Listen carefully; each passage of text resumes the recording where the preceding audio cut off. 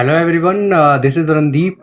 और आज मैं आपसे कुछ अपने पॉइंट ऑफ व्यू शेयर करूंगा जो हमारी इकोनॉमी को रिवाइव करने में आगे हेल्प कर सकते हैं। तो ज़्यादा टाइम वेस्ट ना करते हुए स्टार्ट करेंगे। Let's begin.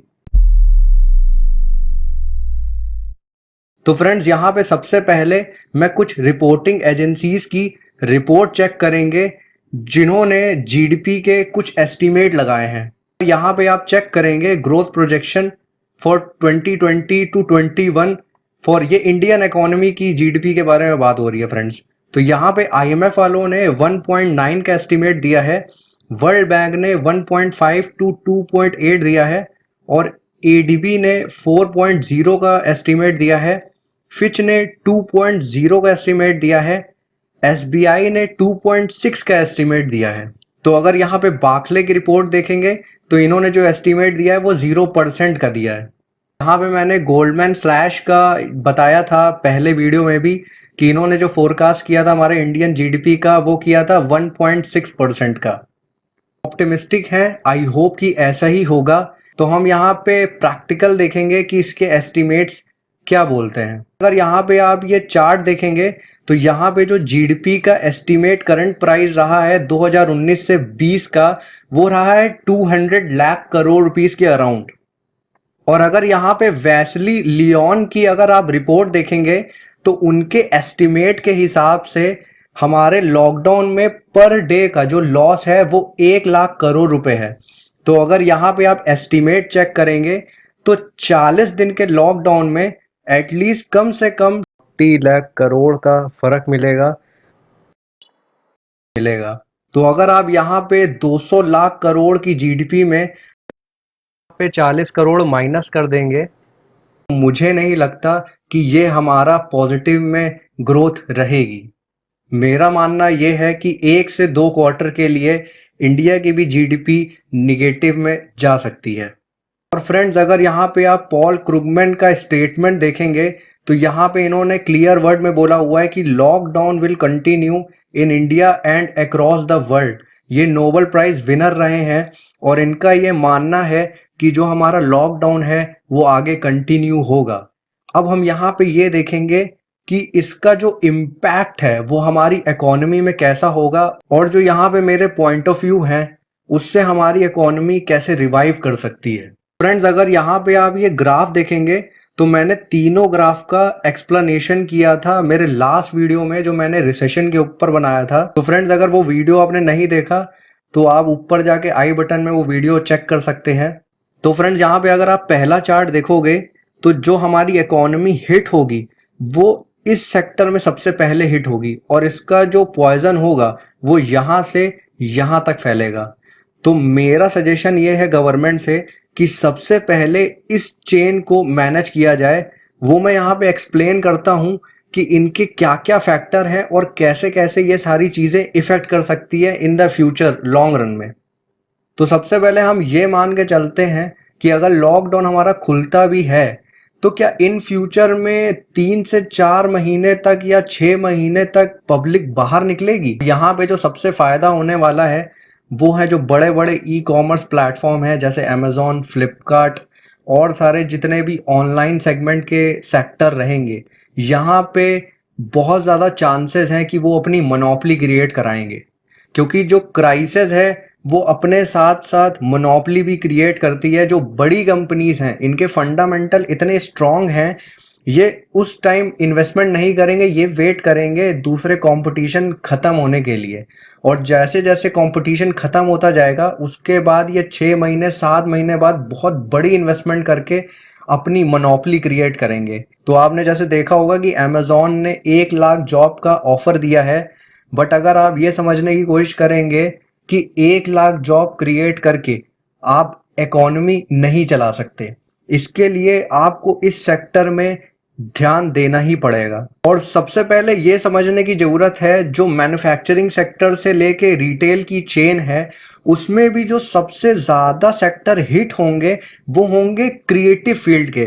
क्रिएटिव फील्ड क्या होती है फ्रेंड्स, जहां पे टेक्नोलॉजी या जो मॉडल्स हैं वो बहुत तेज चेंज होते हैं। तो जैसे यहाँ पे आता है अपना apparel, jewellery, automobile, mobile sector. तो आपने यहाँ पे देखा होगा कि जो इनके मॉडल्स हैं वो बहुत तेज चेंज होते हैं। और अगर आप इस चार्ट पे फोकस करेंगे फ्रेंड्स, तो अगर यहाँ पे आप देखेंगे, फर्स्ट ऑफ ऑल जो पूरी इकोनॉमी में इन सेक्टर का जो पैसा है वो पूरी तरीके से ब्लॉक हो चुका है, जिसके बहुत ज़्यादा चांसेस हैं पेमेंट्स के डिफ़ॉल्ट होने के। और यहाँ पे इन सेक्टर ने अपनी इन्वेंट्री पहले से बना के रखी होगी, क्योंकि ये जो फील्ड है ये 6 महीने 1 साल पहले अपनी प्लानिंग करके चलते हैं। तो इनका कैश फ्लो आता रहता है और यहाँ पे इनकी इन्वेंट्री सेल होती रहती है और पीछे से प्रोडक्शन आता रहता है एंड पेमेंट्स इनकी घूमती रहती हैं। तो पेमेंट्स इनकी पूरी रुक चुकी हैं। इनका जो पुराना जो इन्होंने इन्वेंट्री बना के रखी हुई है वो पूरी डेड हो चुकी है। इनका लेबर जा चुका है। इनके जो पुराने फंड्स थे उसमें से आधे फंड्स जो चांसेस हैं वो डिफॉल्ट होने के हैं। आगे आने वाली टेक्नोलॉजी उसको क्रिएट करने के लिए इनके पास कैपिटल नहीं होगा और इनके जितने भी वेंडर्स होंगे वो आधे से ज़्यादा ख़त्म हो जाएंगे। तो सबसे ज़्यादा यहाँ पे इम्पैक्ट होगा ये पूरा चेन। और अगर ये चेन पूरा इम्पैक्ट होता है तो यहाँ से इसका पॉइजन यहाँ पे जाएगा और इसका पॉइजन यहाँ पे जाएगा। तो फ्रेंड्स अगर इस चार्ट को आप चेक करेंगे तो यहाँ पे लिखा हुआ है शेयर ऑफ ग्लोबल एम्प्लॉयमेंट। तो जैसे कि मैंने आपसे वहाँ पे डिस्कस किया था, जो हमारे सेक्टर थे manufacturing sector, wholesale and retail sector, transportation sector and financial sector, और अगर उसके साथ हम एग्रीकल्चर को भी मिक्स कर दें तो इन सारे सेक्टर को मिला के टोटल हमारा जो एम्प्लॉयमेंट जनरेट होता है वो होता है 62% के अराउंड।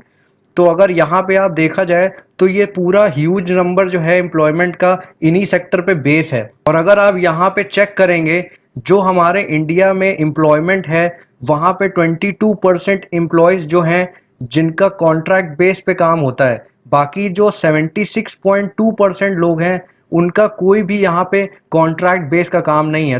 तो ये एम्प्लॉयमेंट जितनी भी है ये इनफॉर्मल सेक्टर पे काम करने वाली है फ्रेंड्स। तो फ्रेंड्स हम यहाँ पे डिस्कस करेंगे जब भी किसी कंट्री की इकोनॉमी में रिसेशन आता है तो वहाँ पे जो गवर्नमेंट है वो मेनली क्या क्या स्टेप यूज करती है। तो वहाँ पे जो पहला स्टेप है वो है स्टिमुलस पैकेज का। दूसरा जो स्टेप है हमारा वो है क्वांटिटेटिव ईजिंग का।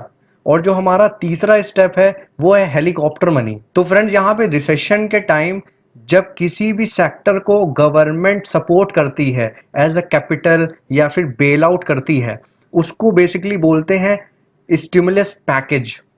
तो फ्रेंड्स यहाँ पे क्वांटिटेटिव ईजिंग क्या होती है, जब आरबीआई नोट प्रिंट करना शुरू करती है और वहाँ पे गवर्नमेंट से बॉन्ड खरीदे जाते हैं, गवर्नमेंट के थ्रू वो पैसा हमारी इकोनॉमी में सर्कुलेट किया जाता है। एंड जो तीसरी चीज है हेलीकॉप्टर मनी, वो है डायरेक्ट मनी ट्रांसफर। ये क्यों होती है फ्रेंड्स, यहाँ पे जो आरबीआई है वो डायरेक्ट मनी ट्रांसफर करती है अकाउंट में कि वो जो पैसा है लोग कंजम्पशन शुरू करें, जिससे कि हमारी इकोनॉमी दोबारा कैश फ्लो जनरेट कर पाए, जिससे हमारी इकोनॉमी में डिमांड जनरेट हो। तो फ्रेंड्स यहाँ पे मेरे कुछ पॉइंट ऑफ व्यू हैं जो इकोनॉमी को रिवाइव करने में हेल्प कर सकते हैं। जो पहला पॉइंट है फ्रेंड्स है कि जो हमारा स्टिमुलस पैकेज है उसका फोकस पूरा का पूरा इनफॉर्मल सेक्टर्स पे होना चाहिए। और बेसिकली जो मैंने आपको चेन बताई थी, wholesaler, retailer, distributor, transportation and agriculture sector, तो इस पे सबसे ज़्यादा फोकस करना चाहिए गवर्नमेंट को।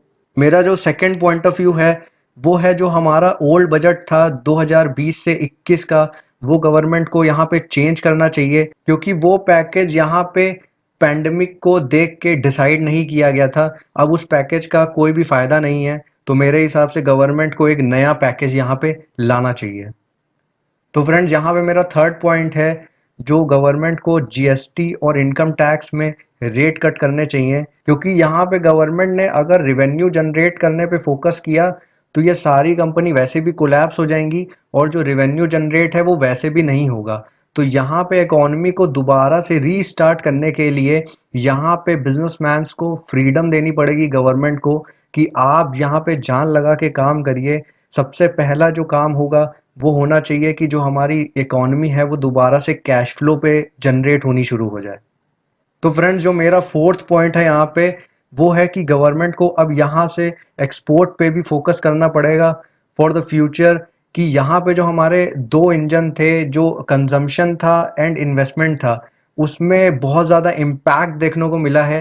तो यहाँ पे इनको पूरा फोकस अब एक्सपोर्ट पे करना चाहिए, जिससे हमारा मैन्युफैक्चरिंग जनरेट होगा और आप मैन्युफैक्चरिंग के थ्रू ही इतनी बड़ी एम्प्लॉयमेंट जनरेट कर सकते हो। और कोई भी सेक्टर ऐसा नहीं है जिसके थ्रू आप इतनी बड़ी एम्प्लॉयमेंट जनरेट कर सकते हैं।